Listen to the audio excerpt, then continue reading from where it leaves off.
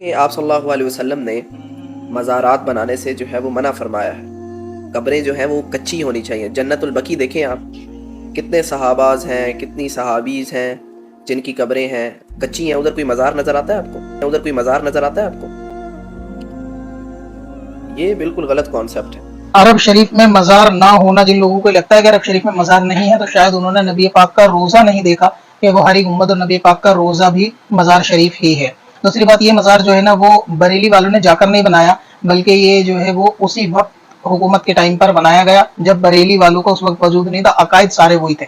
اور رہا یہ کہ وہاں پر مزار نہیں ہے، اس کی بنیادی وجہ یہ ہے کہ وہابیوں نے جو 150 سال 200 سال پہلے قبضہ کر کے جنگ کر کے صحابہ کے تابعین کے مزاروں کو توڑا ہے، اسی لیے وہاں پر مزار نہیں ہے، ورنہ اس سے پہلے وہاں مزار تھے. آپ گھر میں کسی بڑے دادا پر دادا سے اگر پوچھیں گے تو وہ آپ کو اس جنگ کی تفصیل بتا دیں گے.